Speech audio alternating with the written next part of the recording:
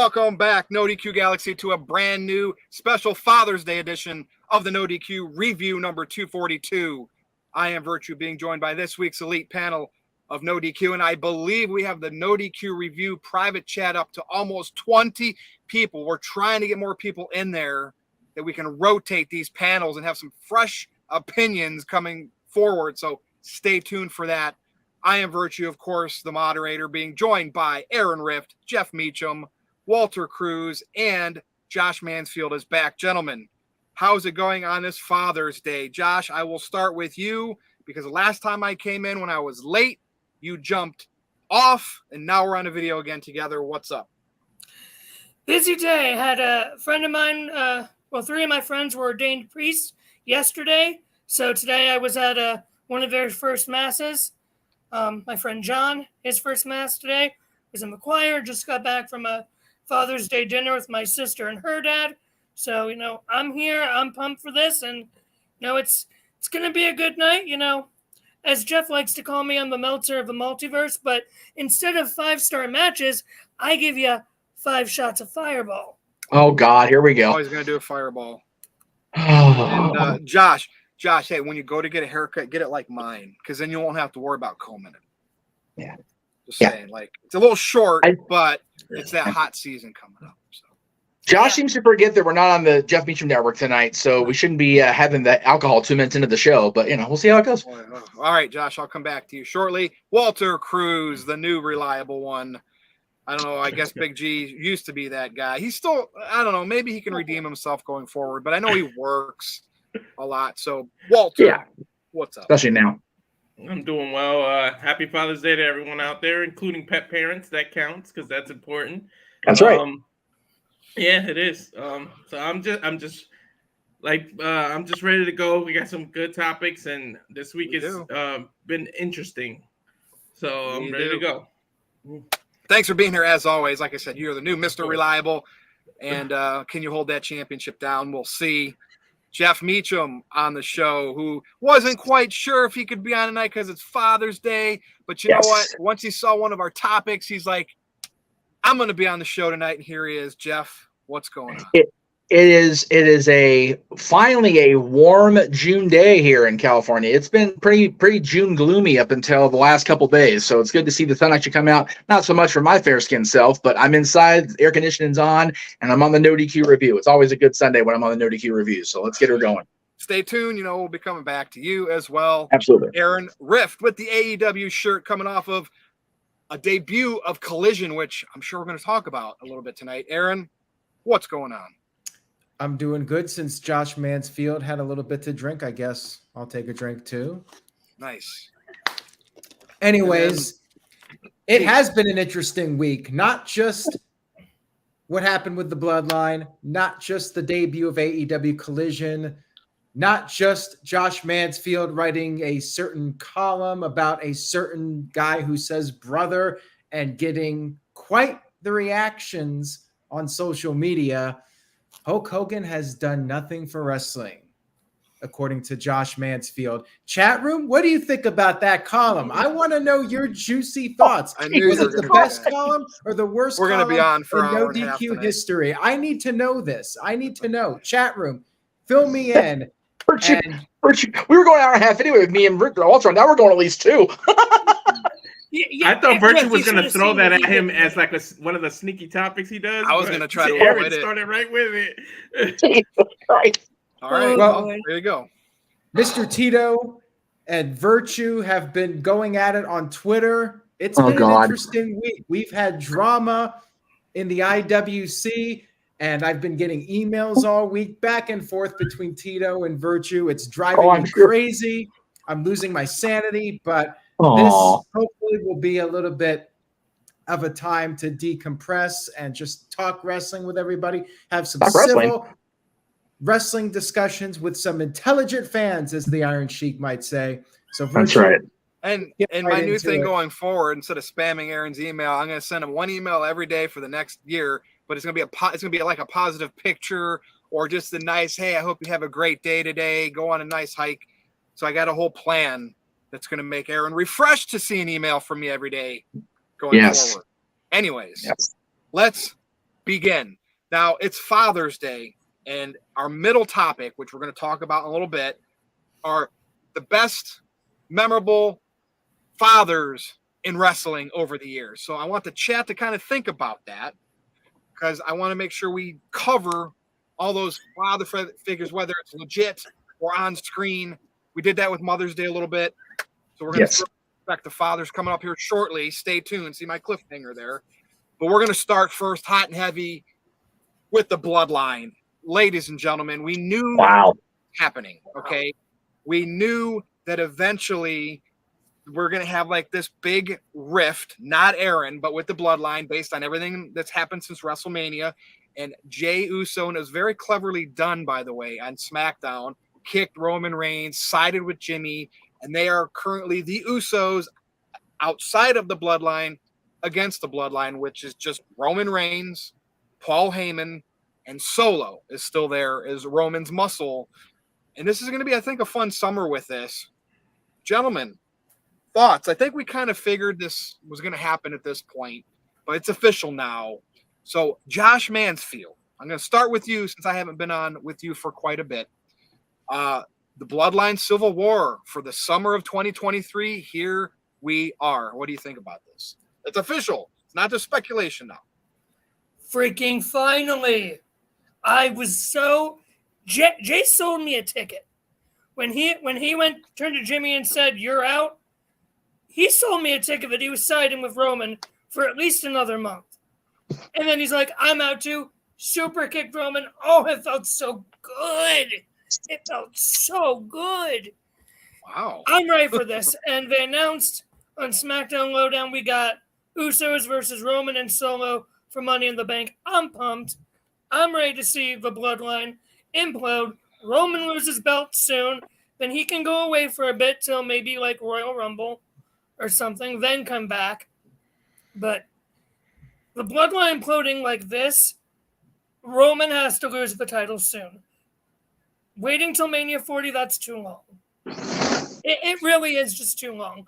I am Joshua, if it happens soon, it's going to be SummerSlam. I know Jeff wants another theory to happen, but yes, that's what I'm getting to. I'm with Jeff. I'm with JJ. It needs to happen July 7th, SmackDown, Madison Square Garden. Yeah, I see you shaking your head, Riff. Yada, yada, oh well. Me too. Not gonna happen. I mean, I would like to see it happen on a personal level because I would go to that show at Madison Square Garden. I just don't see it happening. Now, Josh, I have to ask you, do you think this Bloodline storyline is as good as the Mega Powers exploding? Because that was over a year in the making. That's considered one of the all-time great storylines. But then again, according to you, Hulk Hogan never accomplished anything in wrestling. So please tell me, how would you compare the Bloodline storyline to the Mega Power storyline? This is far better than the Mega Powers. This is far bigger than the Mega Powers. I mean, Randy Savage was in the right that whole time. So, yeah, this is so much better. This has been going on 3 years.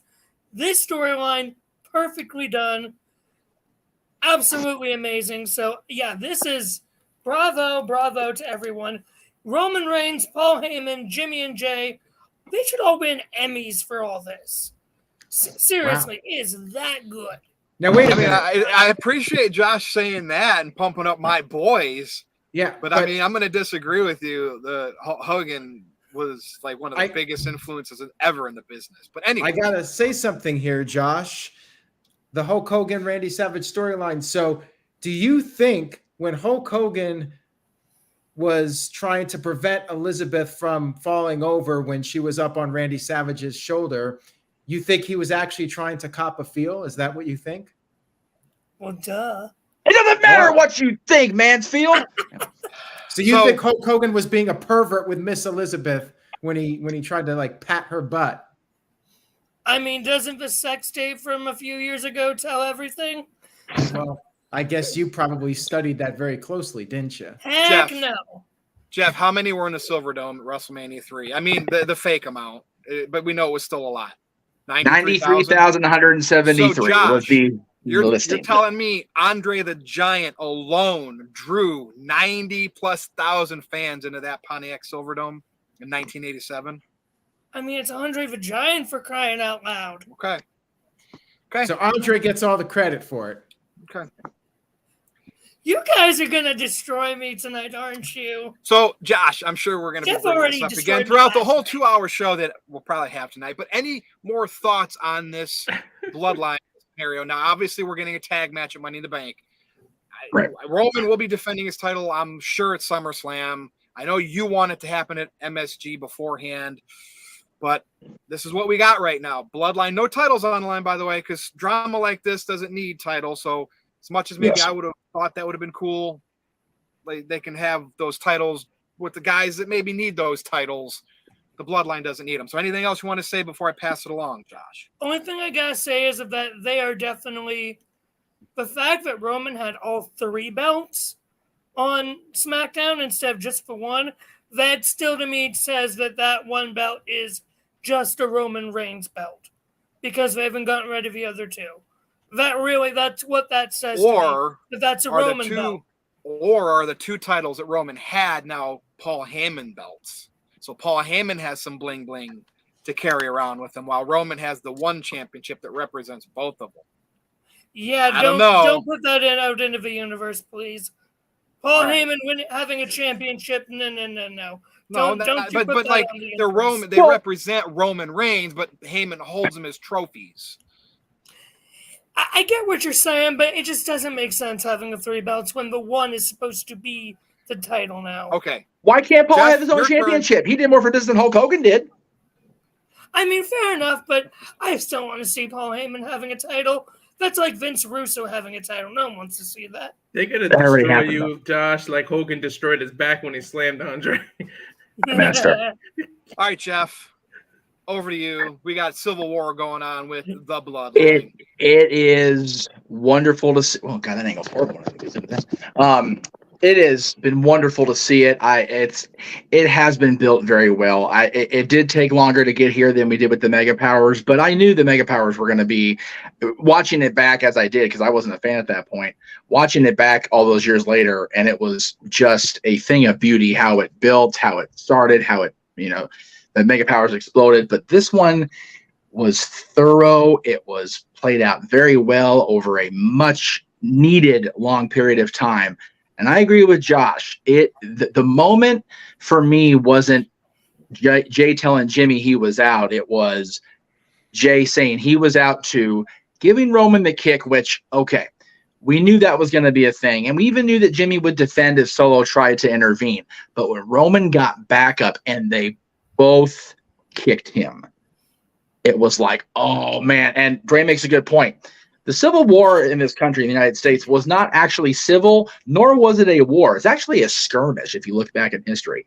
This is not civil, but it's damn sure going to be a war because it is – you've got the hot-tempered, hot-headed, young descendants of this amazing Samoan dynasty that are just going to fly across the pond and very likely main event and tear the house down at the O2. Another multi-thousand seats stadium for WWE's biggest names to go in there and do their thing as only these WWE superstars can do. And this Bloodline is going to really show us something. There was something in the chat that Walter brought up, the private chat, and I'll bring it up. Notice, Roman Virtue, they are keeping Cody away from this, so far away. I still say they're doing that for a reason. Yeah, On another show, that too. completely, exactly. I still say between London and New York, plenty of time. Now, Plenty of time. Amen. where did Solo debut with the Bloodline? Across the pond. Okay. I'm never on the prediction shows, but Right. I have a feeling there's going to be a new Bloodline member come the end of the Money in the Bank show. I don't know who. We've talked about different possibilities. Don't know what gender, but I have a feeling there's going to be some wow, and it's going to keep it going. Well, the other thing to consider the Usos is have to chase still getting better and over on the Bloodline. I don't know. We'll see. My theory, our theories are ever evolving as this unfolds. And I love that we're talking about it even now because it's so cool to dive into this storyline. I say that Solo, we mentioned Roman's got his own championship. Paul's carrying 2 of them. How come Solo can't carry one of those belts? I wonder what Solo's thinking about right now. Maybe he's the one that sides with his brothers. And Roman is an island of relevancy unto himself going into New York, and he has nobody to back him up. Dude, and I'm just gonna do it because if I'm wrong by the time it comes, it won't matter because Roman Reigns will still be in the main event of WrestleMania again, when Cody was his opponent. Right. Dude, the Civil War, it'll cost Roman his championship. Don't know exactly when. I'm saying SummerSlam. Right. And I'm going all in. It's going to be Dwayne Johnson, The Rock, making his last match in WWE against Roman Reigns in Philadelphia. This is why this is starting now. Yep. It's going to happen. And why is it going to happen? And if it doesn't, I was already wrong with it last year. Hollywood, perfect place for it. Right. But I'm going to say, well, why did they delay it? Was Rock too busy? That's what we always hear. Philadelphia, where Roman won the Royal Rumble. I've said it before. Rock came out there and they got booed. And The Rock was probably pissed, like, what the F? Why? And now there's an opportunity. They're both going to perform in front of that city, if this happens, and tear the house down. Absolutely. And then The Rock can go in the Hall of Fame the next year, maybe the same year. Wouldn't that be a hell of a WrestleMania? But I'm telling you, that's what the Civil War to me gives me more hope for that. Yep. I'm here for anyway. Go ahead. Yeah. I'm here for Hall of Fame with Rock and Heyman as the co-headliners. I'm here for that. Book that shit. Yeah. Why not? Anything else you'd like to add, Jeff? No, please let somebody else go before I keep talking. Walter, waiting patiently as always, your turn. Yeah, I love this story. Somebody in creative saw Avengers Civil War, was like, hey, I got an idea, and boom, this thing came up.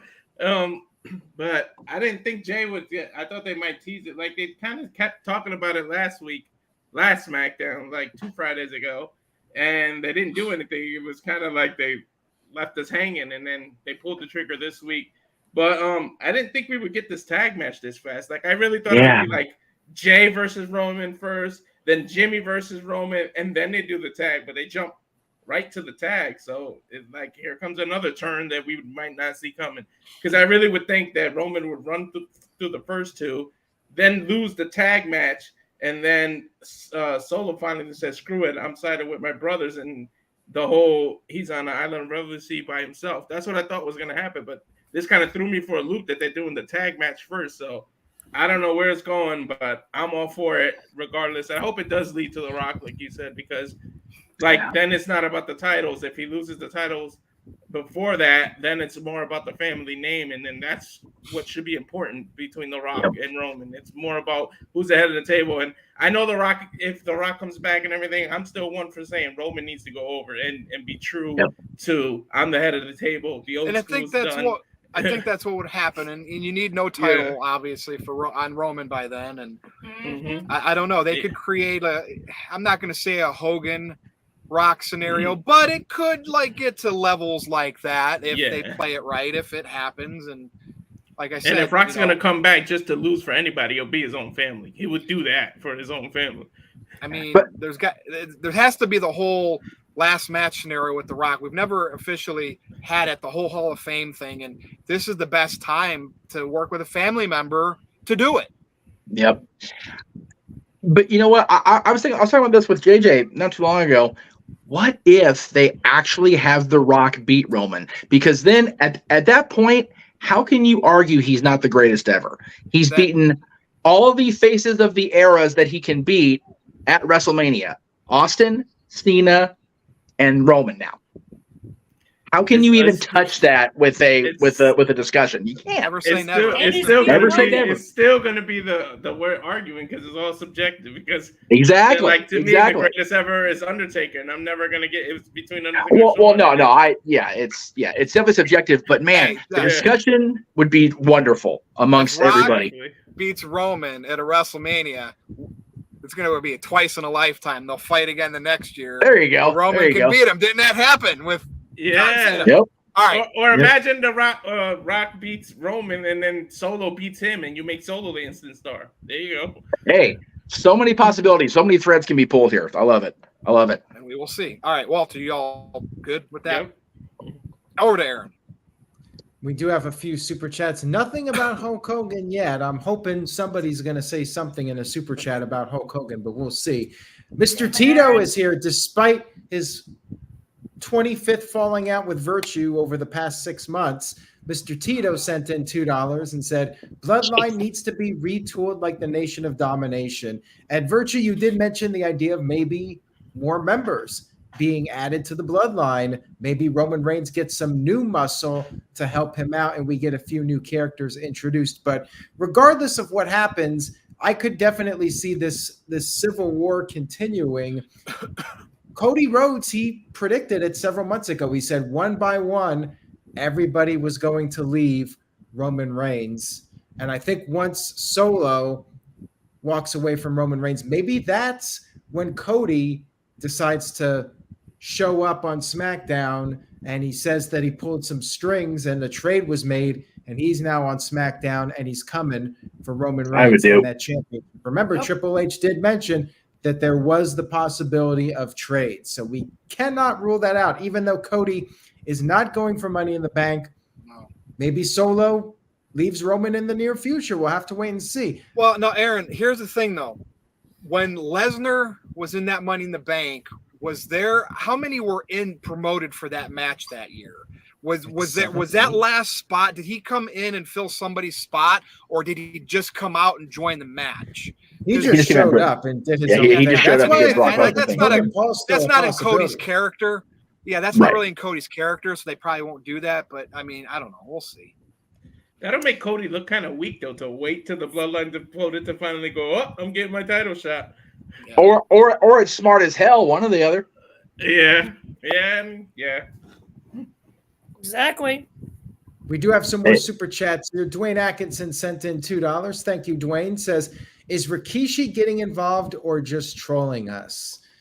I think he could show up. I mean, I think it's just a matter of the right time to bring him in, and maybe they feel they don't need him. But I'd like to see Rikishi make a one-off appearance and Roman Reigns beats the shit out of him to get that heel heat. And then the Usos are really upset that Roman Reigns is hurting their father. Like, that would be a great angle. Like, if Roman Reigns just beat Rikishi within an inch of his life, and like maybe the Usos are handcuffed to the ring and they have to watch as Roman Reigns just destroys Rikishi. I love it. And Roman holds him, and even Paul Heyman gets his shots in.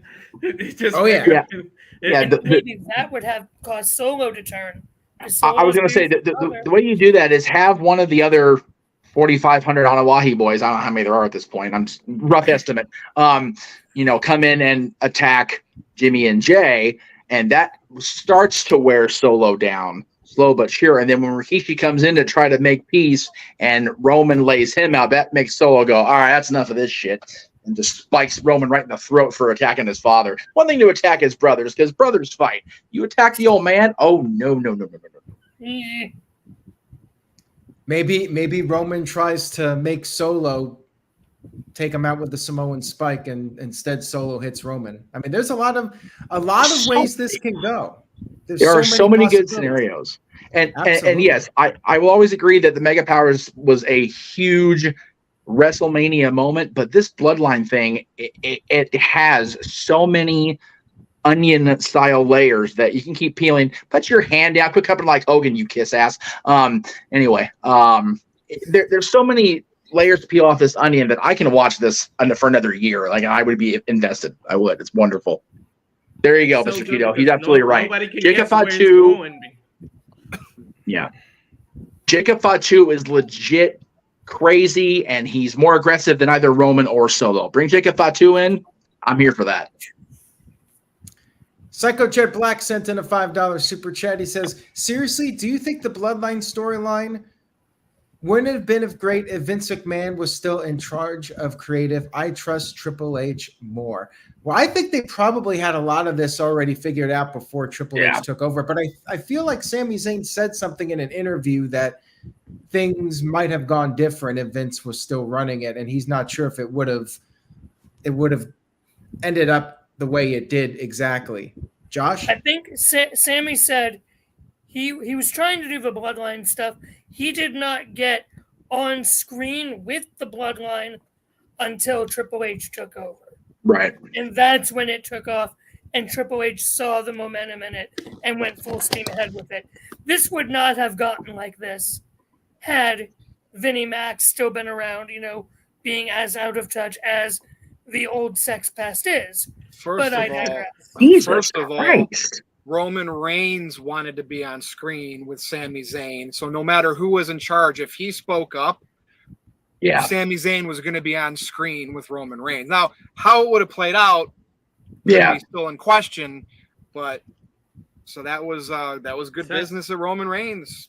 Timing is everything. It happened the way it happened because look, now you can get Sami was able to go over to Saudi Arabia. Everything worked out. So the way it happened was the way it was supposed to happen. Yep. I remember that Sami first appeared in the Bloodline's locker room. I think it was like in April when Vince was still in charge of creative. And then he really the story didn't really pick up steam until after the big shakeup in Vince's retirement. So there is credence to that statement, but we'll never know because it didn't happen that way. Tito's bringing up the ratings and how they were higher in WCW, but what were their financial numbers like? Just wondering. Rough. And the ratings meant more back then because they were much. I mean, not to the people on the inside of the business because Bischoff refuted that 100 times, in books and everything. 10 million wrestling fans back then. 10 million, right? Exactly. That they shared. There's 3 million that they share today. Right. Yeah. The audience was definitely bigger back then because Nitro coming in did the opposite of what it was supposed to do. Nitro was supposed to split the audience. Instead, it doubled and even tripled the wrestling fandom. And people in business were like, oh, well, all right, we'll keep going. Because it was just so unprecedented that it would happen that way. And now the entire business, television-wise, is struggling. And I think the SmackDown after Saudi Arabia show, I thought one almost hit 3 million, or at least for the Bloodline segment. It did because it was close to 3 million. So I mean, they're moving numbers in what there's left of wrestling fans, at least. Right. I mean, I remember when I started watching in 2010, Raw was still 3 or 4 million. So. All right, let's get to some other super chats here. Michael sent in $2. He said that Brock Lesnar took Sami Zayn's place in the match. I did not remember that, Jeff. Do you remember that? He's typing something. Whoa! No. I was trying to unmute because I got a freaking. I have loud noise in the background. I'm sorry. I don't remember Sami being replaced. I thought Brock just went out there and did Brock things because he's Brock Lesnar. If I'm wrong, I'm wrong. I don't remember. Yeah. So. Yeah, I'm not sure about that one, but anyways, we'll move on here to the next someone's spot because I think it was 8 people. Then it got down to 7 because of that, and then he took the final spot. It may have been like I said. The enduring memory of that whole run is Boombox Brock, which is the best thing. The only thing I remember is Mustafa Ali was just standing there on the ladder, not doing anything. He could have grabbed the damn briefcase, and he's just standing there like an idiot. Stupid baby face comes down there. Got a cramp. Oh man, that was awful. It would have been just so great if Mustafa Ali just would have been like, screw the script, and just grabbed it anyways, and been like, haha, screw you, Brock. He'd be wish well on his future endeavors the next day. Right? Freaking Brock would F5'd him off the ladder just to show Vince, I did good, boss. Brock Lesnar probably would have gave him like a potato right to the head. Oh yeah, for real. It would have been worth it. Anyways, super chats. Yes, we got some super chats. Thank you to everybody for sending in the super chats. We still have, we actually do have a Hogan one. We have a couple Hogan ones. Finally, Dwayne Atkinson, you're on the ball here. Dwayne Atkinson sent in $2. Says Hulk Hogan versus Steve Austin in a pillow fight. Well, you can do that. Are there pillow fights on any of the WWE games? Like I never played the SmackDown versus Raw. Like I don't. There are. I don't remember those. Fulfill your fantasy as fellows. Oh, good Lord Almighty! Well, you could always do a Hulk Hogan Steve Austin pillow fight on one of those games, or even like a evening gown match. Like with those games, you can create so many. Patterson and Briscoe wasn't traumatizing enough. They're gonna have Hogan and Austin do an evening gown match. Thank you, Rift. Do it yourself if you still got those figure pillows. To clarify the point, Aaron, SmackDown vs. Raw 2006 had Fulfill Your Fantasy, which had pillows, but you could only do it with the Divas. He knows far too much about this. What? They wouldn't let you do Hogan or any guys in it? Jeff, I had that video game when I was in middle school. Of course I do. Oh, there you go. I mean, come on. That's putting a limitation. We're going 2 hours, Richie. You're right. You gotta let the men. I mean, it's all about the equality, right? You gotta have the men be able to do the pillow fights. 2006 WWE, Aaron? Really? With DX? Really? Okay. Well, next WWE next game. They need to bring back pillow fights, and anybody can be booked in a pillow fight. Doesn't matter who. Unless you buy the game in Florida, then you can't. Right. Oops. Too much. Aaron, I know there's a lot more super chats, and we're going to be moving to the next topic soon, but you want to keep going? Psycho Jet Black sent in a $2 super chat, says Rikishi versus Solo Sikoa as a loyalty test. Oh, maybe Roman Reigns forces them. That. I mean, I don't think Rikishi can do a match at this point, quite frankly. But I mean, no, he can't. But I think what I said is maybe a better idea, where Rikishi comes out there, confronts Roman, and then gets his ass kicked. I would like that personally. Look, and hey, Aaron, when you get to this one super chat, the feud of Tito and Virtue is still drawing you money, even though it's only $2. Mr. Tito versus Virtue in a pillow fight. Well, you know what? If Mr. Tito would take off the damn mask, tell us his actual name, we could book this match. We could do Tito versus Virtue, a real pillow fight, and put it on the NoDQ channel. I would 100% do it if both parties were in agreement. So, Virtue, would you do it? A pillow fight? Yes. Would you have a pillow fight with Mr. Tito? Man, I mean, if we're gonna have an audience, I would do anything. I love entertaining people. So yeah, I would fly out just to see that in person. That's what I'm gonna have to pull an Eric Bischoff here. There is no way Mr. Tito will accept this. Zero chance. It's not going to happen. So if he does it, about it.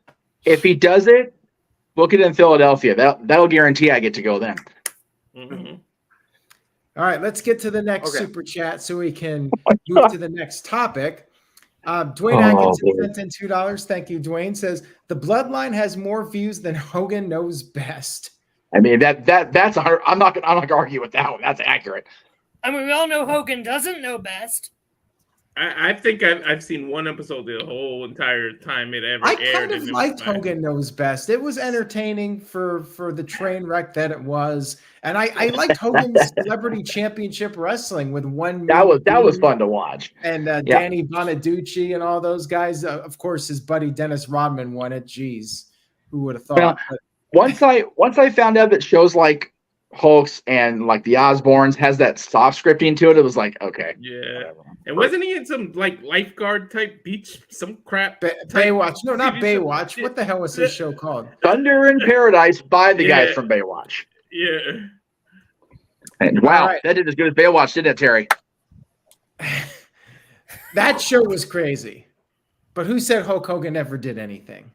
That show was fun to watch because you knew going in it was a complete cluster. Josh, have you ever seen Thunder in Paradise? I've never heard of it. Well, maybe you should watch it. Maybe you would appreciate Hulk Hogan if you watched his Academy Award-winning style acting or Emmy. Well, he was in movies too. I mean, hey, you know what? He should have won a Tony for working in New York so long, and should have won a Grammy for the Hulk Rules album. That was a damn good album too. Yeah, go ahead, Josh. No, I was pointing to. No, he's pointing at Virtue because Virtue wants to move on so bad. Okay. Dave Scheffler sent in $5. Thank you, Dave. Says if The Rock comes back and beats him, then Roman goes away and comes back as a huge babyface. What do you all think? I mean, I think that's definitely a possibility. I know Virtue mentioned this before. That Roman Reigns could eventually return as the ultimate babyface when this is all said and done. The Usos have left him. I think it's just a matter of time until Solo Sikoa leaves him.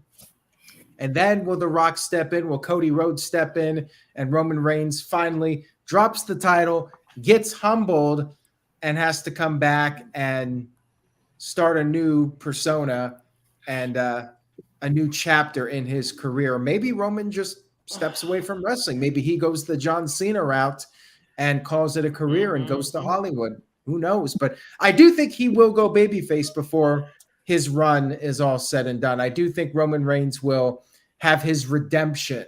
He'll redeem himself. He'll go back to being a good guy, and that'll be his final run before he retires. But I do think Roman will probably get some acting roles too, like John Cena. He definitely has shown such a drastic improvement from 2005 with the Suffering Succotash. Walter?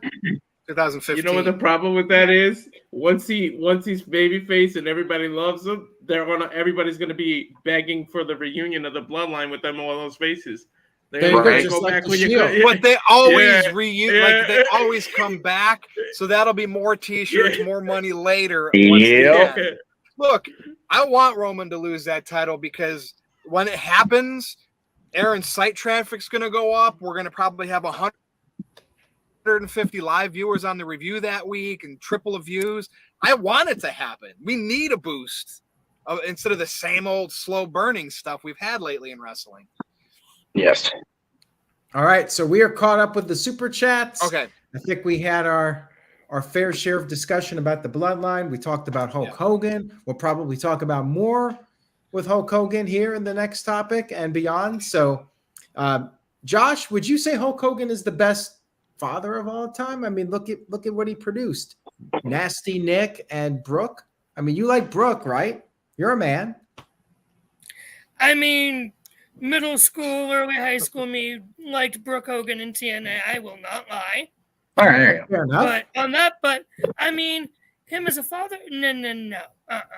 All right. So somebody in the chat said they're sick of CM Punk. So just so you know, after this topic, we're going to be talking about CM Punk again. So stay tuned. If you want to bash him, which he's clearly said he accepts, stay here watching because you're going to have that opportunity. But right now, we're going to talk about the most memorable fathers in wrestling history. And we could do it where we talk about like legit fathers that we know of, like Vince McMahon Sr. or storyline fathers. But nonetheless, like there's a good, and I know some of them better be discussed fairly early because I think there's some, especially related to with one of the wrestlers currently in the spotlight. This should be one of the first guys mentioned. I don't know. Who should I put on the spotlight right here to see if they'll mention the person I'm thinking of first? Jeff Meacham. Fathers of wrestling. I want to know the memorable ones. Well, who's the first guy you're going to say? And you can say more, but and if it's not the guy, it's okay. The first person I thought of when you brought up this is going to be a topic was actually Dusty Rhodes. All right, you did it. Congratulations. And it makes sense because of the Cody thing right now. So yeah, and having interacted with all three of them, Dusty and Dustin and Cody over the years, it was very, very distant and heated between Dusty and Dustin for so many years during the Goldust era, but when they came back together, it was so beautiful. It was awesome to see it happen. It was awesome to hear about it happening, and Cody and Dustin both had such a genuine affection for Dusty. Hell, we at NoDQ loved Dusty. God, he freaking made us doing an interview in the lead up to the Jarrett Raven match in TNA. So we will always love Dusty here at NoDQ. And we actually just passed the anniversary of his passing not too long ago. I remember it was the same day that we celebrate when Rob became WWE champion. So it's definitely a mixed bag of a day. But the McMahons, Vince and Jey, Hulk Hogan. I would say Hulk Hogan's not going to be remembered as a father in the business because his daughter's wrestling run kind of was what it was. I'll let Aaron mention the one I think he should mention, but I will definitely bring up Bob Orton because Bob Orton, with Randy and being involved in the Storm of the Undertaker was awesome. It was great times. Seeing Bob Orton get involved again was really cool. Fathers that were involved with their sons and offsprings. Again, the Hart family. Always loved seeing the Hart dynasty come out there. And I was such a fan of Brett and Owens and Davies and Anvils that it was cool to see all their descendants kind of make their way in the business at some point. So there's a lot more we can talk about. The kayfabe ones are always hysterical. Kurt Angle and Jason Jordan comes to mind. God help me. Oh my God, was that so bad? Vince and Hornswoggle. Oh my God, was that not the dumbest? Like, that was probably the worst resolved storyline that they had no choice but to resolve because of the real life circumstances. That's Kennedy. Oh my God, I forgot the Mark Henry deal you said, Dylan. Thanks. Oh God, the Mark Henry thing with Mae Young. Oh God. Get out. Well, that's good, Jeff. You got a good start. And again, when I pass this around, you can say one of the same ones if it's most memorable to you. I'm going to go next. Sometimes I usually wait until the last, but I just saw it pop up by City by the Bay. Well, this is one of my big fans out there. Rey Mysterio. And we wouldn't have been able to say this really the last few years ago. But they brought in Dominic, and like Dominic was given a hard time by a lot of fans when he started getting TV time because he's not really big. He can't quite do what Rey does. But look where he's at now. And you can say it's a benefit of the people he's with, like Rhea Ripley. Like, if he wasn't with Rhea Ripley in Judgment Day, maybe he's not getting this heat. But Rey worked with him that whole year. Like, they were a tag team. And they did the whole split in the WrestleMania match. Dude, Rey Mysterio, you got to give him props for helping get his son over to the point of at least being a heel, getting reactions on TV. So shout out to Rey. Because like I said, 3 years ago, I would have never thought I'd be saying that. Because, I mean, what did Dominic have? An appearance is his child way back in the Eddie Guerrero days, Jeff? I would have never considered Rey a great father. Well, yeah, because until this thing with Dominic. Yeah, I mean, the one storyline revolved around Dominic completely, but it was more about the feud with Eddie and Rey and Eddie's inability to beat Rey and just snapping and losing his mind because of it. Dude, Dominic I'm telling you, I enjoy watching Judgment Day, but mostly the Rhea Ripley and Dominic reactions and how the crowd is feeding into it. And it's good stuff. Like, it's good TV. It entertains me. It makes me put my Zelda down or my phone and arguing with Tito down to watch. You know? Yeah. I think if Shaw had actually, if Eddie had been alive and Shaw actually made a go of herself as a wrestler, I think it would have been a cool dynamic to see play out on TV. But, Eddie passed away and Shaw's wrestling career so. Okay. Walter. All right.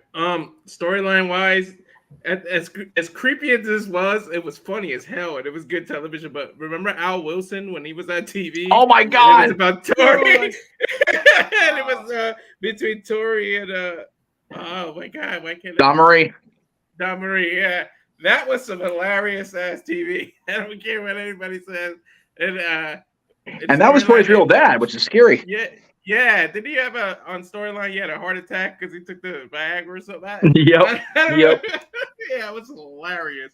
But I mean, you got a Ric Flair with Charlotte. I mean, you gave as much. You could talk all the crap about Rick Charlotte. And David Flair back in WCW. Yeah, hell yeah, baby. In WCW. Yep. There's so many. Eddie Guerrero in real life, like when he passed, everybody talked about that. All he talked about was his kids backstage, and you got Shawn Michaels. Like people say how great of a dad he always was. I'm surprised none of his kids are in the business. Cameron's still like in his early 20s. That's probably why. Yeah. Yeah. So but yeah, Stu Hart, I just feel like that was like everybody's dad. Stu Hart was right. The man for everybody. He almost made you feel like an extension of your own father if you grew up watching. He always reminded me, you know how he always sat there in the front row or up in the low, like when they had him at WWE events, Jeff, to watch the Hart Foundation stuff. He always reminded me of who was the guy that played Herman Munster? Fred Gwynn. I don't know why. I don't know why he always reminded me. No, you're right though. The guys of his era had that square Frankenstein head to them. So and God, poor Stu. Even when Brett first started, he couldn't talk very well. So he said it was just like, oh God, take the mic away from him. No, stop. Yeah. You should do and that Lawler just voice ate for that the rest shit of up. the stream tonight. What's that? You should do that voice for the rest of the stream tonight. I don't know if I can do this for another hour and a half, but we'll see how it goes. Probably not. Walter, any other ones you like Jeff said, it does Dusty. I mean, it just fits with everything. But Jeff already mentioned it, and that So that's pretty much it. Okay. This is going to be interesting. Josh Mansfield. So I'm going to Triple go through mine real H. quick. Oh, sorry. Go ahead. I'm going to go through mine real quick. The ones have been said already. Stu Hart, absolutely. Dusty Rhodes. George I'm going to Mizanin. say Rock because his daughter's in NXT right now and she's killing it. Shane McMahon. He brought his 3 sons out of the ring WrestleMania 32 for his match against Taker. Brody and Lee, as someone else pointed out. Shad Gaspard, of course. That's a good one. That's a great one, man. It actually is a really good one to bring up. Absolutely, yeah. Now, for when it comes to kayfabe, I mean, you got to talk about the father of destruction. Oh, hell yeah, baby. First. I forgot about Purse. I feel bad now. Yeah, why do you think I was going to say it if you didn't? Yeah, that's fair. That's fair. Yeah, so absolutely. And you got to say Sika. Why has no one said Sika yet? Well, He's Roman's daddy. it's true. I mean, and Roman is the top guy of a company. So, yeah. So, I missed something real quick. Jeff, who did Josh say before Sika? God, who did he say? Percy Pringle. Oh, yeah, Paul Bear. Paul Bear, the kayfabe father and for Shad Kane. Gaspard. Yeah. Oh, and Shad. Yeah. Shad. Well, no, I knew about Shad one. All right, yeah. Definitely Paul Bearer was that story. At least the initial, it was so Attitude Era. Oh my God, him talking to Lawler backstage about it, and it was so very much 1998 WWF. It was bad. Thank you, Marshall. Appreciate that. One Chad. leg was in New York, the other was in Los Angeles. Oh God, I know. The way they put it out though was so because they came back and Jerry's like, I didn't know the camera was on. I apologize. They played that off so well, and it drove Undertaker's rage even more. It was. I mean, it was hard for him to imagine Paul Bearer bumping uglies. Paul Bearer's parents. Oh, God, no, stop that. Whatever. Jesus. Josh, any more? Rest in peace, Rocky Johnson. Yeah. Good choice. Sure. And William Regal. Mm-hmm. Yeah, which probably definitely in NXT now. That's true. Yeah. Good choices so far. I like this. I like it. Having these discussions on these days like this. Oh, and this one's for JJ. This one's for JJ, Jim the Anvil Neidhart. Oh, yeah, I mentioned it. And I don't know if Teal is still going to wrestle, but Roddy Piper. Oh, yeah. Erwin R. Yeah, I don't know where her career's at right now, but Mike Rotunda. Anyway. Because, if it wasn't for Mike Rotunda, we wouldn't have had Bo Rida. Yes. Bo Rida, that's right. You notice I didn't even mention the other guy. Yeah, no. He's got to come back. We need something to talk about until he's back. That's right. All right, Aaron, over to you. I'm curious what Aaron's going to say because he should say at least one. I know. Bring back Bo Rida. Okay. Michael sent in a $2 super chat. Eddie and Dom Dom. That's what it's all about. Right? Yes. Tremendous. Thank you for that. Not much to add to what everybody's already said. Like Stu Hart would be at the top of my list because of the sheer size of the family and having to provide for that many kids, how much money that has to cost to raise a family of that size. Right. Stu Hart, that guy, a lot of respect for him. So many great fathers over the years created wrestling dynasties. And of course, Vince McMahon produced Shane and Stephanie McMahon. Rocky Johnson producing The Rock. Mr. Perfect. You have the 3 generations there with Larry the Axe Hennig and then Curtis Axel. Yep. Randy Orton, Bob Orton Sr. That's a great family. I like to think of the great wrestling families and the Funks for sure. Lots of great fathers. And kayfabe-wise, Paul Bear definitely up there as far as entertainment value goes. And not much else to add. I think everybody made some great choices, and happy Father's Day to everybody. Oh, Dwayne's got another good one. Fritz Von Erich. Fritz Von Erich, yeah, absolutely. And, some of these families had their controversies. Yeah. But, they were maybe not there all the time for some of their kids. But with Dusty was there for Cody and other families. Like Ric Flair's family. Rick was there for Charlotte, and Charlotte had her title matches. Ric Flair was there. He was always supporting her, calling her the greatest women's wrestler, the greatest wrestler of all time, far surpassing him. Like that's quite the father when you put over your daughter like that. Walter? I just thought of one, Rick Steiner and Braun Breaker. Well, I didn't even think about that. Wow. Well, Rick, In terms of the Rick's in people they news produce, lately, not so, so yeah, great that, Yeah. Kane. Tully Blanchard. So I've got one that, how did nobody in the room say this with one of the people in the room right now? We were talking about Bob Orton. Who did Bob Orton have a feud with in the UWF, Aaron? Yeah, there you go. Your dad, man. Zooks, come on now. One of the Technically a greatest wrestling fathers in dad. wrestling. There you go. There you Aaron's go. father. He'd be yes. number one then. He's got to be number one if we're He's got to counting. be number one, right? Yeah, absolutely. We acknowledge him. Talk about Wrestling Dynasty without Zooks Riff. We're not having NoDQ.com the review. Yeah. We So we acknowledge would him. There you say, go. Josh, we would say all these fathers were great, but Hulk Hogan would not make the cut, right? Absolutely. Right. Even Kane. You're saying all of the fancy cars that Hulk Hogan got, Nick and Brooke, the private schools, the yachts, like that's not good parenting in your opinion? Bringing Aaron. up cars with Nick, Aaron? Really? That's a take we're making? right? Aaron. Bringing up cars with Nick Hogan? We're going down that road today? He got Nick a lot of fancy cars. Even Kane, with Lita's kid who Snitsky punted, was a better dad than Hulk Hogan. But that wasn't Gene's fault. All right then. And Josh is telling us something we don't already know because he's got the Sean O'Hare 2007, whatever year that was. Josh was Three. up. 2003. Going on. 2003. You know what they say? Remember People that Sean O'Hare promos on SmackDown with that hair. That's what Josh Mansfield is. I'm not sure I would put the DiBiase family in the greatest wrestling families with all the stuff. not that's happened. No, not at this point. But I just Yeah. wanted to say this before we go to the main event topic.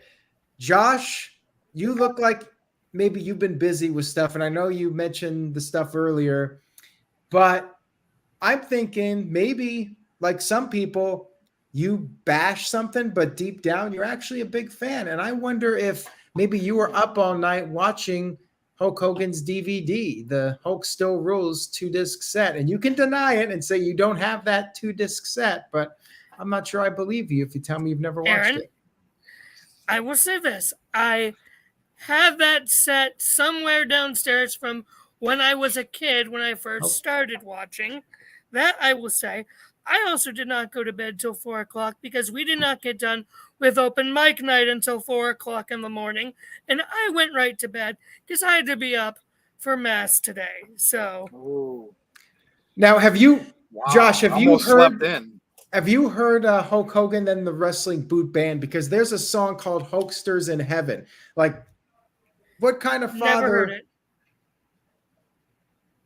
You got to listen to it because that's fatherhood right there. Hulk Hogan pouring his heart out in the form of song with Hulksters in Heaven. You got to listen to that song because this kid passed away and Jeff is like done with this. Hulk Hogan used to tear his t-shirt, but this kid tore his heart. Like, that's deep, man. You got to listen to that song and pay attention to the lyrics. Like, that's fatherhood right there. Hulk Hogan was looking out for kids that weren't his, you know, all those make-a-wishes and stuff. But before you have any rebuttal to that, Big G showed up here. Big G, Big Baller G in the house said, Josh is still hurting from last night. If you know, you know. There you go. Yeah, What you is and he talking James were about? getting chips and watching the whole time. That And if it wasn't for entire Hogan, who scene. would have told you to eat your vitamins and say your prayers, Josh? Jeff's getting ready for the main event, even though it's about CM Punk, but that's You're on mute. All right, Aaron, got some super chats. Are we caught up? Are we ready to go to the main event? We're ready for the main event. Let's do it. Okay, so CM Punk returned at AEW Collision last night. I believe it was Fridays that when the ESPN article came out. And man, if there's ever been anybody in wrestling that verbally, and it doesn't matter if it wasn't about the same things he meant what he says about in my life, there's two people in the history of me watching wrestling that when I just hear them talk, and again, I can take that and the same dialogue and relate it to something in my life. Brian Pillman was one of them. And I don't know if it's pent up, because in real life, I'm a nice dude and at work and everything. and I'm not confrontational.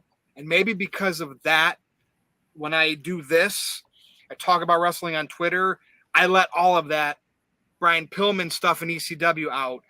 What we've come to know with CM Punk over the last 13 plus years, and reading that stuff from the ESPN article, and then seeing him cut that promo last night, I would pay almost any dollar that I could afford to watch this guy, not just to sit in an arena to watch him wrestle. He could do a Palace Theater where you just go and listen to him talk, and I would spend the same amount of money to listen to this guy on a microphone for 2 hours.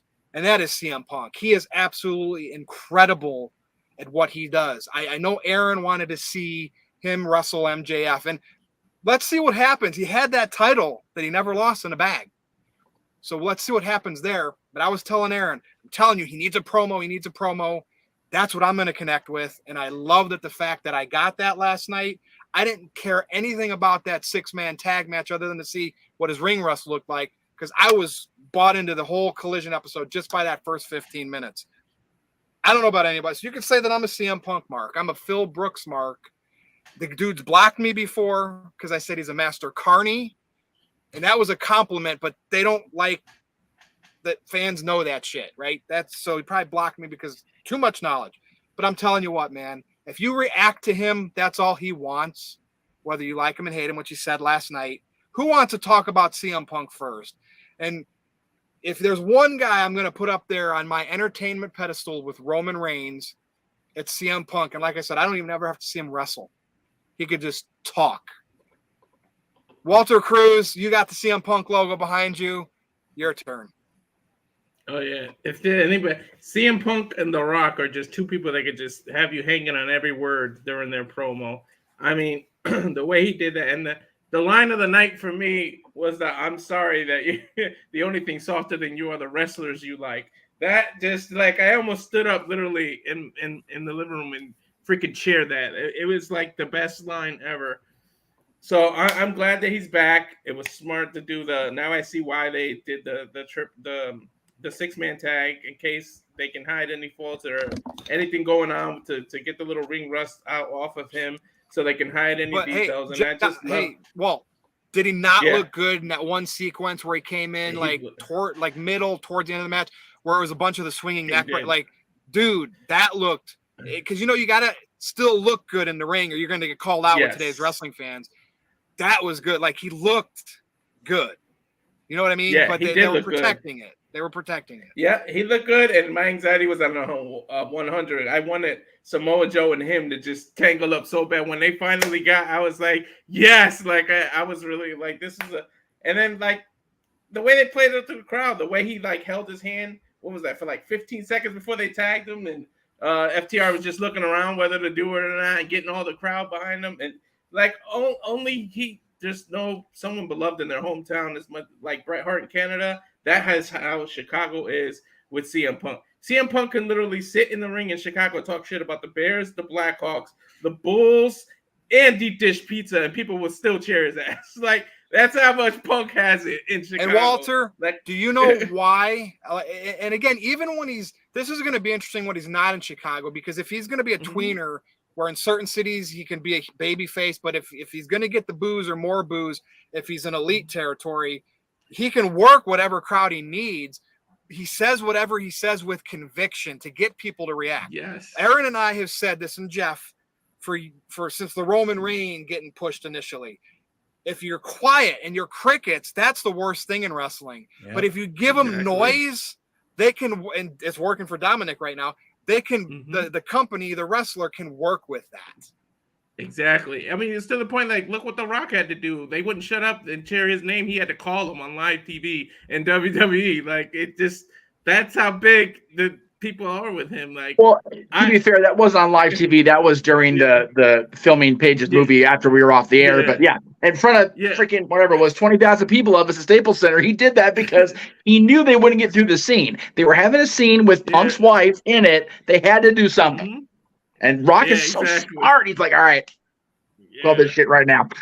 So, and it worked. I mean, they got the scene and we were done. It was wonderful because Aaron and I were both just like, we want to go home. Exactly. Now, what we can question the booking all we want. Like, where was the cliffhanger? How are they going to build future episodes of Collision? And, you know, it is what it is. That's Tony Khan's decision to present that. But at least you still got the CM Punk experience, which we have not had for almost a year. And it seems like they're going to let him do his thing on TV. So that's good. And they gave him time. I think the match started at 9:30 Eastern. I think they gave him at least a half hour. Well, with commercials, maybe still 25 minutes. But they gave him a good time. This is great for FTR being paired with Punk because they had to carry that match, and we know they're great. And nobody can bitch about Punk only being in there during certain spots because FTR was in there, and most people love watching FTR wrestle. And they already have the T-shirt CM FTR, so it's only good for everybody. Yep. Okay, Josh. I said last night, and I'll say it again. I give CM Punk a year, then he's gone. The man looked old as crap. Oh God! He just wait. Go ahead. Finish what you're saying. Finish it. Let him cook. He looked old, and I don't think he's going to be able to keep going. I really think it'll be a year, and then he'll be gone. He's going to finish up this feud with MJF. They'll do something with Omega eventually. Whether they do something with the Young Bucks, I don't know, nor really care. Because, I said last night, even though I was Team Elite, in the whole brawl-out situation, screw the Young Bucks. Just on principle. But they're going to do the MJF, they're going to get the Omega feud, and then Punk will finish up. I don't see him going long. Yes, I see him about to get slain, yada, yada, yada. We'll see how the numbers do for Collision, and if they keep up. It was a Saturday at 8 o'clock. We'll see. I said last night that they need to, want to go first, if they want to keep Collision up, they need to make it, when they separate the rosters, keep the WWE stars on Collision. And Josh, you did have I saw at least one other person about the whole CM Punk looks old. Yep. Now, Jeff, okay. I need my breath to come up here. What do you go first? So I told Josh last night when he said that to have JJ timestamp it. So what I said at the time was I think it was like 5 to the top of the hour, that if in a year that's the case, we will have the CM Punk retirement party on open mic night or whatever show was on that night. I'm going to one up it right now because you're here, Virtue. I know you and Josh had a bet at one point. Uh-oh. $100 says you're wrong. He beats me for T-shirts. He can't beat me for cash. No, that's fine. No. For Josh, I will put it up on the line right now. A year from yesterday, $100 says you're full of shit and you're wrong. Wow. $100. When do we have to put in the $100? CM Punk being done with AEW in a year from yesterday when you said it on the air. Josh wants to know when, though, that he needs to accept the bet. Is there a deadline to accept it, or does it have to be right now? You said last night he's done in a year. Back it up. Right now. I got to follow this. This is very un-Jeff-like to... Wow. I have Disney money. To take my own catchphrase back, here's the thing. I have been the most outspoken against CM Punk coming back. I didn't want him to come back. I didn't think he needed to come back. I thought it was ridiculous that he came back because it's going to be a cancer situation in the locker room. I firmly am on the other side of that fence now. I want him here. I want the Bucks here, and I want them to collide, whether it's on Collision or at a pay-per-view or a special, whatever. I want to see this happening. There is so much goddamn money on this table that's not being collected. I'll throw my 100 in there. If Josh is right, and CM Punk is done with AEW a year from yesterday, then I will gladly pony up that Disney money, like you said, Virtue. Gladly. Hey, Josh. Gladly. Josh, But so Jeff, if I'm right, you got to come on not only open mic night, but on this show and acknowledge that I was right. Wow. My only question for this is, when is the money due? The money will be due a year from yesterday. Aaron held the money for me and Josh to make it official, so the winner would get paid so out. Here's the deal. We can agree it's going to be the deals we made right here. Even if you want to give Aaron $1 a day for a year or however long it takes you, whatever. Listen, the thing is, though, let me say something before Josh makes his decision. The thing about CM Punk is that even if he wants to be around for the foreseeable future for several years, I think his body is going to be the real decision maker. Can he keep up? He got injured twice within the span of a year. If he gets hurt, he might be done after that. So Josh might win the bet on that because CM Punk could get hurt. Jeff, I'll back you up here in 2 months. I think if CM Punk, I think the bet should be, will CM Punk quit? That should be the bet because he might get hurt. He might get hurt and then Josh just wins right away. Although that could be easy money for Josh, but we'll have to see what Josh says. I don't think CM Punk's going to quit, but he might get hurt and then say, "Okay, you know what? I think I can't do this anymore." So that's fine. Clarify your verbiage, Josh. What are you saying will be CM Punk's status in a year? Do you think he's going to quit, or do you think his body's going to give out on him and he just can't do it anymore? In general, he will be gone from wrestling in AEW. In general, you just think a year from now he will no longer be. Do you think he will be? Let's just say his contract is terminated. Do you think his contract will be terminated? Either contract will be gone, he will quit, or his body will be injured enough to the point where he can't. Like what is the definitive moment that determines who wins this bet? Yeah, that's what I'm saying. I want to know what I think, because all he said last night was CM Punk will be done in a year. I would say his contract has to be severed. Like they have to actually part ways for it to be official. And I think this should be decided on before I talk, because I don't want to, Jeff, I don't want to convince Josh when I'm done talking. Right. No, I understand that. That's fine. Take this bet for what I'm going to say. The thing is, though, the reason he's got to be specific is because Punk could disappear. He'll be gone from AEW. Okay. So a year from yesterday at 5 minutes to whatever that was, he will be out of AEW. What is gone though? Is he injured? Is his contract up? No. Okay, definitively gone. Not coming back to AEW. No longer affiliated with AEW, and won't be. When's his contract over? Because I think he's got a contract. Well, no, I don't want to say anything yet. Yeah. So the bet is a year from now, at yesterday's time that you said it, CM Punk will be out of and not coming back to AEW. Correct. All right. I think it should just be worded gone on his own accord. No other circumstances involved that he's gone on his own accord. And what if CM Punk quits and then returns the day after June 17th, 2024? What happens if he returns on June 18th, 2024? I'd still technically win. I guess that's true. Yeah, that's true. So did he accept it? Is the bet official? Yeah, I say it is. Jeffrey Meacham, I accept. I don't know why. I my phone went incognito, so I can't see the screen, guys. Give me a second. Sorry. I swear to God, I didn't mean to do that. Right, it wouldn't be the review if we didn't have technical difficulties with Jeff. So, well, of course not. When does so the bet's official? When do we know about when CM Punk's contract is over? Is it at least a year longer?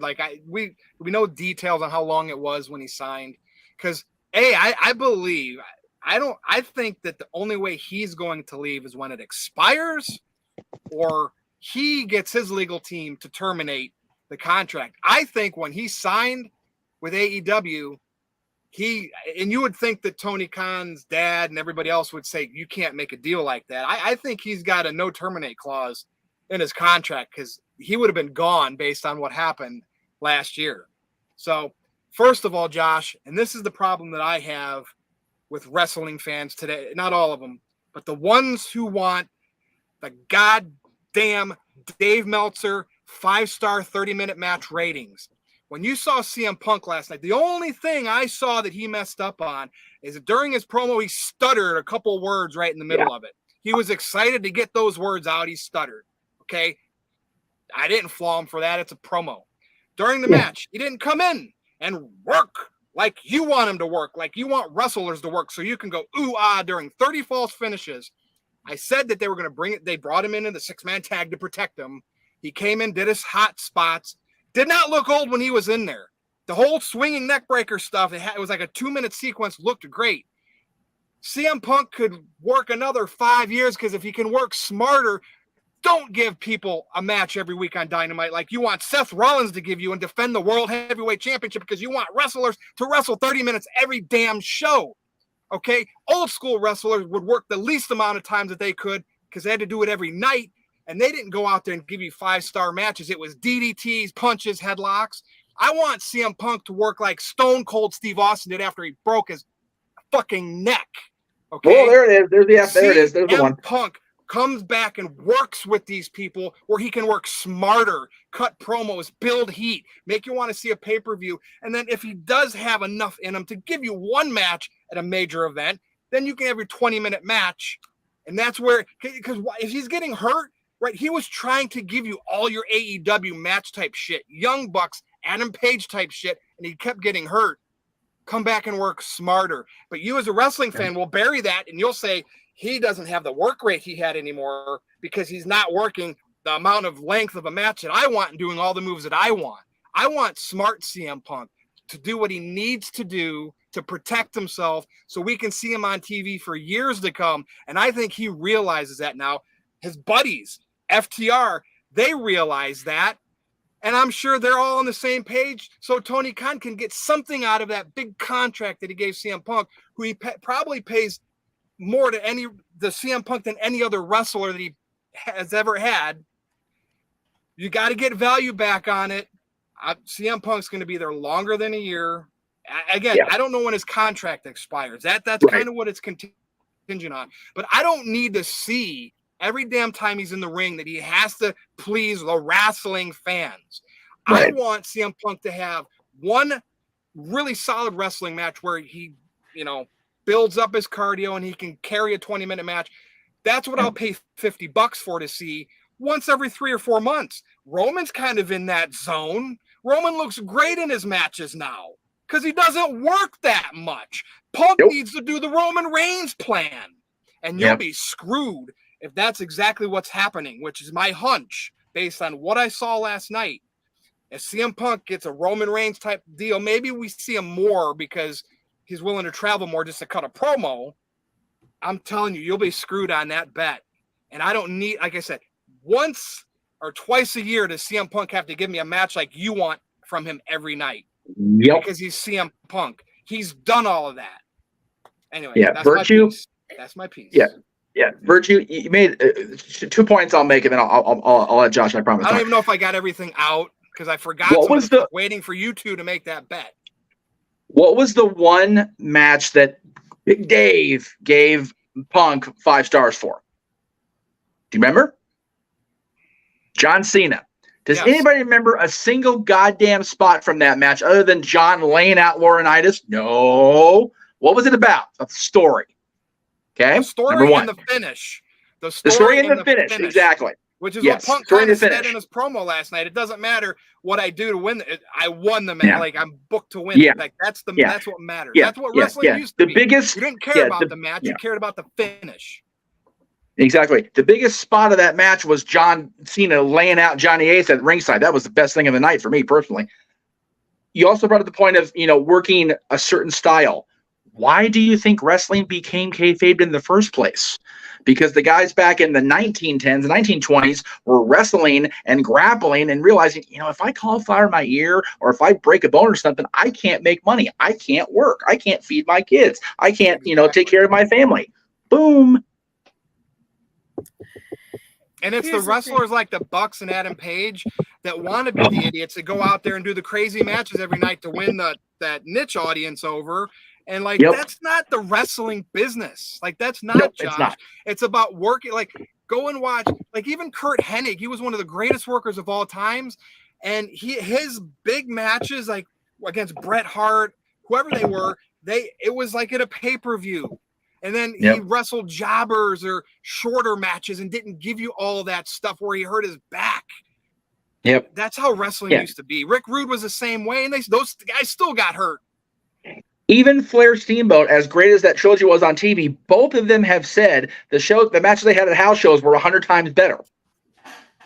That's true. That's true. All right. Anyway, so that's my piece on it. Walter, you spoke on it. Jeff and Josh, did you get everything that you wanted to out about CM Punk? Here's the thing, Virtue. I never once said anything about Punk in the match looking old. I just meant Punk in general when he walked out on that ramp looked old. I wasn't talking about anything he did in the ring. I'll be honest, I was not paying How did he? What do you mean? Aaron, let him talk, man. Come on. Thank you. I'm just saying in general, he looked old. In general, not in the match. I don't care about Meltzer's rating system. I don't care about that. I mean, Sting is out there in AEW. Does he look old to you? Because you should say Sting that. looks better than Punk. What do you want Punk to look like? Is it because he's got a little gray coming through? Just because he's got a little flab? He's not built up as big as he used to be when he was in WWE and he had to look bigger? Like, what about Punk looks old to you where you won't say that about another wrestler that's that age or older?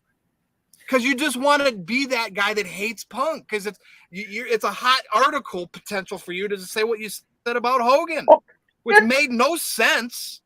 It made no sense to say that about Hogan, but you knew it would be a headline to get clicks. Oh, boy. At least if you do, and I'm all for that. I'm all for that. But make sure if you do that, you got the right substance on that click for those people to make. I'm just saying, right? Like, at least be willing to take the criticism if somebody doesn't agree with you, which, again, you can follow my suit on Twitter and bury everything. And if anybody disagree with, shoot on them.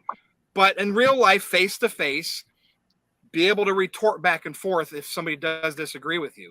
I just don't understand how you think he looks old. He wasn't in a wheelchair. He didn't have a cane.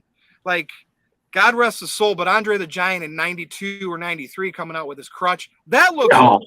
That was rough. But you know what I mean. Punk, it's not fair, Josh, but that's just in my opinion. Like, I don't know. He looks old, but that's crazy that you say that.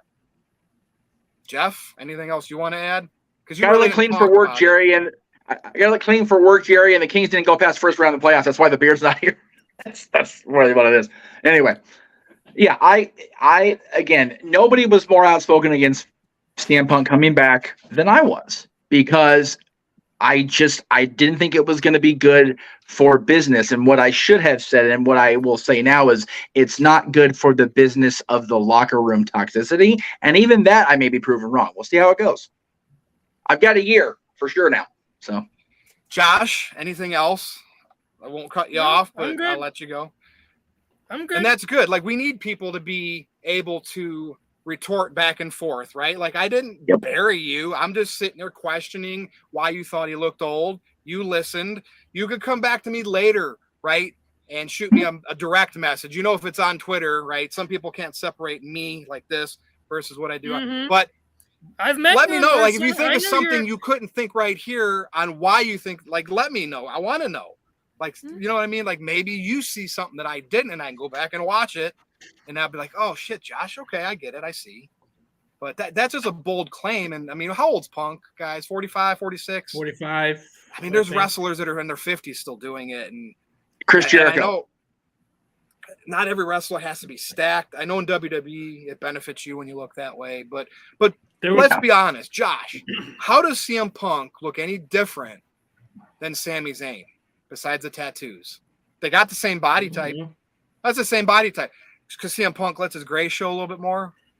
There's people that are like his 30. hair red, you'd probably see grays. There's people like 30, and because of all the drug using things, they look 50, 45. Yeah, exactly. At least CM Punk is straight edge. Like, his body is just normal. This is a good thing, though. This is good because Punk wants the people that are going to like him and the people that are going to criticize him. And that's the Roman Reigns thing. Thank you. Ratnick made a great point. Billy Gunn looks better than he did during an Attitude Era. Dude. Well, he's an anomaly, but he really is. Aaron Riff. I don't think we're going to go 2 hours tonight, but let's move it over to Aaron because I don't even know if any super chats came in because I wasn't paying attention during all that. We got a bunch, so I think we're going over 90 Josh, minutes just tonight, so you know, thank you. Over 90, thank you for being on the review. You know, going head-to-head against Jeff Meacham and Virtue. And definitely, if you think of something else, say it. Like it's open. Just like Jeff has open mic, you can always say it once you think. And you wrote that column. You got everybody giving you shit. So because you've been such a trooper, Josh, I'll go ahead and throw this graphic up for you. Oh, good Lord. Oh. Zack Ryder. And that was just the start of it. Oof. The way Josh feels about Hulk Hogan is how I feel about Zack Ryder, Matt Cardona, whatever you want to call him. He won that stupid ladder match, forced me to shave my head, and then he lost it the very next night. Wow. Really? Aaron, you know what's really funny? The guy in the background in the mirror looks like John Cena's hairline now. Yeah. The guy in the back of the mirror. And that's what I was going to mention John Cena. You keep a ball cap on John Cena, he looks as good as he ever did. Take the hat off, dear Christ, don't take the hat off. All right. So anyways, if you guys look up the video on YouTube, Aaron Rift's shaved head, you'll see what happened. For those of you that never saw it, I put that bet out. I said if Zack Ryder, I was so confident Zack Ryder was not winning that match. I said if Zack Ryder wins this, I'll shave my head. And he just happened to win it. I shaved my head. And then he immediately drops the title to The Miz the next night. That was the day I knew beyond a shadow of a doubt that WWE watches our content. I knew it for a fact because he dropped it the next day. I mean, there are people that have only been watching the No DQ review for a few years, and they never saw me with hair before. They never saw me with a beard. So it's kind I know. Talk to some of that. Yeah, exactly. I think the video and the screen caps are awful because we both had god awful beards and hair. The parting shot where we took at the restaurant right afterwards, we were both completely, totally baby faced and no hair. We actually looked pretty good for a while as the cue balls. I used to have that thick beard too. Man, I remember when Aaron had that. No, yeah. Oh God, like we were gonna try to get him inducted into the Wyatt family at one point. It was so thick. It was bad. All right, we got to get to some super chats here. Otherwise, we're never going to be done with this. Okay, so Mr. Tito sent in $5. He's worried about cancer culture possibly coming after CM Punk for the comments he made about the LGBTQ plus community after Collision, and he's not taking a position on it. I don't think they're going to come after AEW. Like, remember, CM Punk wore the pro-choice T-shirt last year on Dynamite, and nothing came out of that. So I don't think it's going to make any difference one way or another. What's Punk's stance on this again? He said something positive. Yeah, he's okay with Bud Light doing what, like, not saying that specifically, but he's okay with. He's pro-choice on the abortion front, and he is a supporter of the community of LGBTQ. But then, so the cancel culture would be the people that are against that, trying to come out and cancel him. The people that think he's woke, they don't like CM Punk because they think he's woke, and half of them are trolls, so they're just going to talk shit on Twitter. Yeah. Here's where it could be a problem, Aaron, and I'm only saying this because of who I'm employed by and where one of our major bases is. Florida, they may have a problem with him being an ally of the gay community because they do that stupid, don't say gay law they have down there thanks to Governor Dipshit. Sorry, DeSantis. Well, Punk doesn't care. I mean, he wore that T-shirt in Texas. No, I understand Punk doesn't care. My concern is AEW having their home base in Florida, not all that far from Disney World and the main capital of Florida. But it could present an issue for the company. Who would cancel Punk for being for that? If he was against those things, isn't that cancel culture the ones that come in saying, "Oh, you're not letting us have our platform and our time now"? Generally speaking, yes, but when you have a governor who, he might not be governor long because he's running for president now, when you have a governor encouraging schools and legislators to not say the word gay, having somebody be pro that community on your roster could be problematic for the company. So the people that would come after Punk would be more like The Illuminati. Okay, never mind. Basically, yeah. Anyways, All right, nothing's going to happen. Long story short. Yeah. Now let's move Yeah. on. Psycho Jet Black sent in a $2 super chat, says Hulk Hogan is more over than the Young Bucks. Well, I think Josh Mansfield is going to hard disagree with that, because the Young Bucks, they are good Christian men, just like Josh. So they have something in common. Would you agree with that, Josh? You have something in common with the Young Bucks, and CM Punk's an atheist, so that might be another point against him too. Hulk is Catholic, by the way, Josh, just so you know. Oh yeah, that's right. Well, And- again, Hulk with that little tape he's got there, bad boy. So I mean, currently right now, I'd say Young Bucks are more over than Hogan. Definitely. You think so? Well, Hogan's not in the Yeah. business like right now, so. But I don't know. Hulk Hogan was the Great, first and I will say crossover flat out, superstar like ever. when- No, I would say flat, when it comes to the Young Bucks, I prefer the TNA Young Bucks to current. Oh, Young barf. Bucks. I quit. I just do. Interesting that All you right. would say that. Generation me. Now, Aaron's like, Oh, next topic. I mean, Yeah, we're please. talking all these hot button issues in America right now. So speaking of America, Psycho Jet Black sent in a $5 super chat. He says he's a real American. He fights for the right of every man. He's a real American. Fight for what's right. Fight for your life. Would you say, Josh, that is one of the greatest song lyrics of all time? Like, that should have won a Grammy, that song. At least. Oh, Aaron, oh, They did Aaron. a hell of a demolition theme. You know what? Here's what I'm gonna say. Right?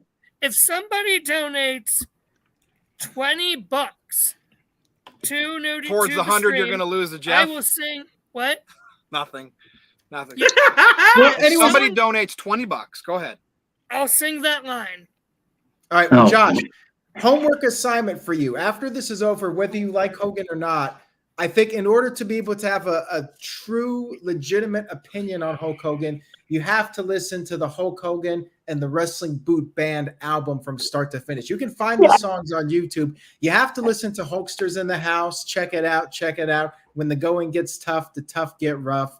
You have to listen to I Want to Be a Hulkamaniac. If you're an Owen Hart fan, you'll really appreciate that song. You have to listen to Hulksters in Heaven. Like, you listen to those songs, then you make a well-informed opinion on Hulk Hogan. So go John, ahead. The greatest episode of this show ever. We'll get you on next For $20, week. you got to sing more discuss than it.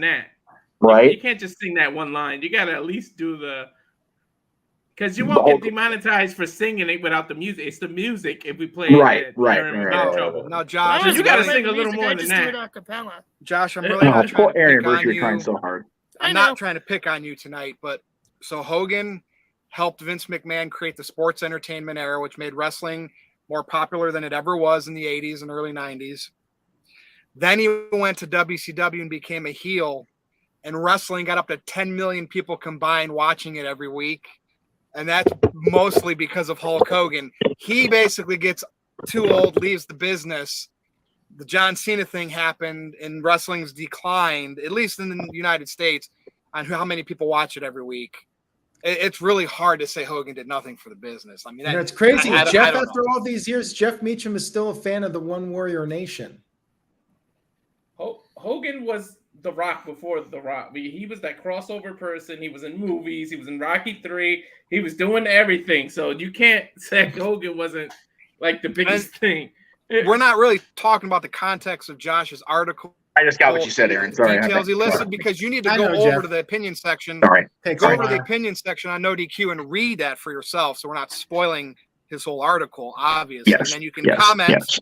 leave like once you read exactly what Josh said about Hogan, not just the headline, then you can comment on that same page, right, Aaron? Mm-hmm. Exactly. All right. Okay. All right. We do have a few more super chats here from Psycho Jet Black. He says, Josh Mansfield versus Jeff Meacham in a pillow on a pole match. That's literally putting a one-legged man in a bucking contest. That's not fair. The winner I'd gets still to win, actually though. take a nap with a pillow. What I'd was still win, that? though. All right. Sign it up, Aaron. Book it. All right. We'll have to make Okay. that match happen at some point. If we don't There get you the go. Mr. Tito and Virtue pillow That's fight, right. you can get the pillow on a pole match, Jeff and Josh. Maybe for Virtue's wedding coming up, we can get Oh my Jeff to fly God. out And we could do that. That could be the entertainment for the evening at the Oh my reception. God. No wrestling Well, stuff at my wedding Yeah, this time. that's because Jeff and I are man enough to do it, unlike Tito. Oh, keep next. Good grief. All right, Aaron, we got Super one more Chats. for Psycho Jet Black, and then we'll take it home. He says Jeff Meacham versus Josh Mansfield in a fist fight for the initials JM. Well, I just realized you guys have the same initials. Wow, only took you. That's okay. How many I know. years have you? Took a lot longer than you fuck's figuring sake, out the Aaron. OWN joke. I had to. You know what? Fuck off. Wow. I said the I one. will How say- many? I I will said the say one, Jeff and now would everyone's win got to that. start saying it. It's like AEW. Well, no, I'm just mad because I didn't realize my bandana was backwards. He's picking on me for that shit. The OWN. No, I am not going to outwardly and knowingly cheer for Warrior or Brutus the freaking Barber Beefcake. Give me a break. I'm guessing CM Lord. Punk is not a big fan of the Ultimate Warrior for all the stuff the Warrior said back in the day. Right? Nobody was a fan of the Warrior until he died. I done said what I said. Whoa, Stop that's a him when he's pipe telling bomb. lies. Oops. Tell us when Jeff is telling lies. All right, we've gotten through all the Seriously. super chats. We had a I fun was night tonight. We ripped Josh Mansfield for 90 minutes, and I think it's time to let him get some sleep so he can get his hair cut first thing in the morning, and maybe he can reconsider this better. Maybe Jeff will reconsider. I think after when a he night's gets his sleep. haircut, he should get it really thin right up here and then dye it blonde and keep it long. What do you guys think? And get a handlebar mustache, dye your mustache white. Yeah. How about that? Doesn't All right, work let's for go me, brother. around. Let's go around and do our plugs and see if we can get out of here. It's been an hour and a half. Josh Mansfield, I'll start with you. Ladies and gentlemen, you can follow me, the Meltzer of the Multiverse, NoDQ's Cleveland Combatant, on Twitter, at CatholicJosh122, Instagram, Malamangram, and you can find my very controversial articles, my opinion columns, over at NoDQ.com. My latest one on that jabroni Hulk Hogan is up right now on NoDQ, and coming this week, I have one coming up on... We've seen Trish Stratus's return run. Who else of the WWE women's legends should get a run like this? I say Michelle McCool. That'll be coming up later this week. All right. Interesting. There you go. We might be heading in the right direction, Josh. Thank you for being on the review, as always. Walter Cruz with the CM Punk logo, lightning in a bottle. Every time he's out there. Go ahead, Walt. I would actually like to see Victoria get one last run, but anyways, I'm the simple follow there on Twitter. I'm at Walter Alex Cruz, and then on Instagram, this the Cal Fire Farms. And again, thanks for always having me up there, and it's been a blast.